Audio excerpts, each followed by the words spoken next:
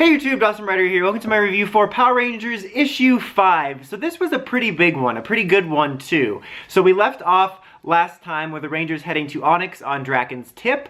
So we get to, wait, that sounded. Anyway, so Jason and Zach are headed to Onyx, and it's really funny because they talk about how it's weird and out of place, that it's so old-timey, and they're dressed like space cowboys, and they're going in to play this poker game. When they're in there, I was trying to look for people I recognized or species I recognized, and the only one I picked up was Lost Galaxy Villamax.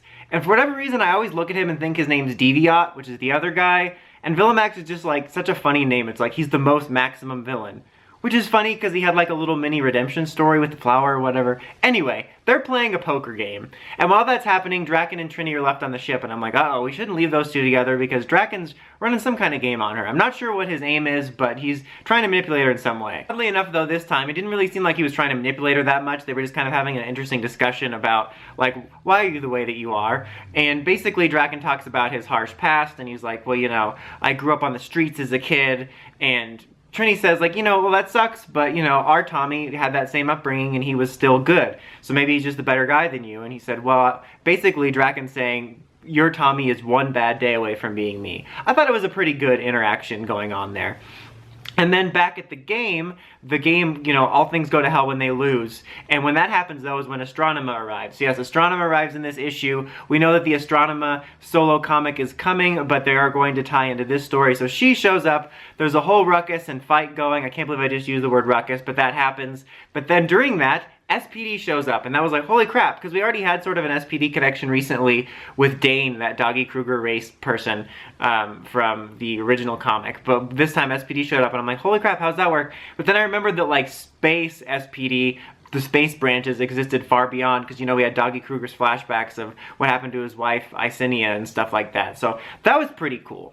And then they get interrogated at the base, and at first I was like, oh, SPD probably showed up because of the ruckus. Why am I using the word ruckus? Am I like 95 from the stuff going on in Onyx? But then I remembered that D-bag Zordon put out an ABB on them, and that's why he's like, well, we're doing this because of Zordon. And I'm like, hate Zordon.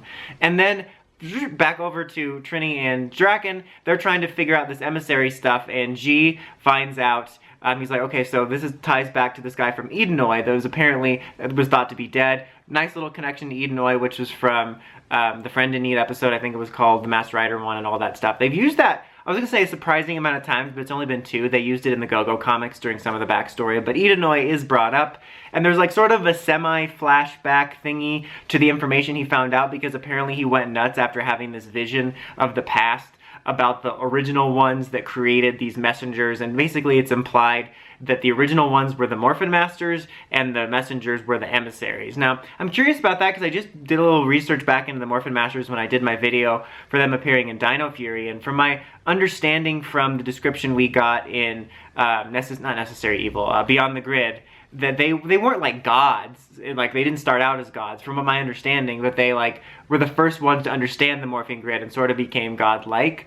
So I don't know, maybe that's not them. I think whoever this thing is, they did create the emissaries, but maybe the Morphin Masters, there's more to them than meets the eye. I don't think it's going to tie to Dino Fury necessarily. Maybe it'll surprise me. I never expected them to show up in Dino Fury, but I think it's cool we have 2 Morphin Masters things going on. And I also forgot, with how much is going on, that they said before this arc started that they were going to dive into some of the Ranger mythology of like the beginnings of the world and stuff, and I think that's pretty cool. So like, in addition to all the other big stuff that happened, this was like some big moments for that story, and that was pretty neat. Then we have a nice scene between Zach and Astronema kind of talking, and he's like, well, why do you hate Power Rangers? And she said, because they killed my family. I don't remember that being in the backstory from the TV show. I'm going to assume it was a lie told to her by Ecliptor and Dark Spectre, but I think it would be cool if it was somewhat true. It would be kind of unexpected, either maybe some turned Rangers or maybe some Rangers that, you know, just caused an accident, but, you know, it was on their watch. They didn't necessarily do it, but it was on their watch. I think that would be more interesting. We'll have to see, though.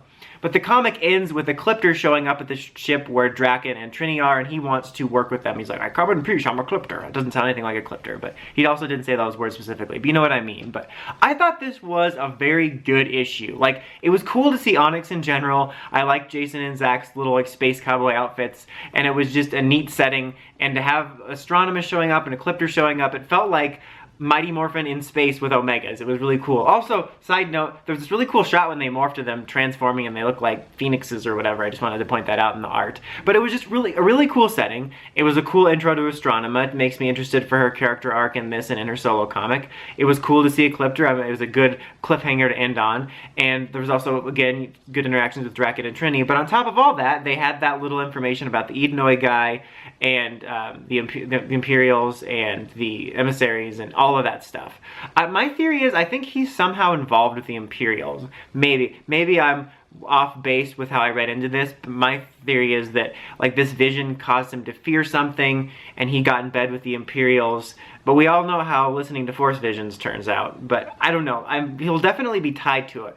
Maybe somewhat villainous. I think that could be kind of interesting. But regardless, I'm really interested to hear more about that story, about the origins of the Morphin Masters and the Emissaries and whatnot. But yeah, very solid issue. I would give it a 4 out of 5. I'm really looking forward to next week's. Like, I've been really interested in the Green Ranger mystery stuff, but I think this has the overall most interesting story and the most going on, and like I don't know where it's gonna head next. And I also just love seeing them tie later PR mythology like in space and SPD stuff into this era. It's just super cool.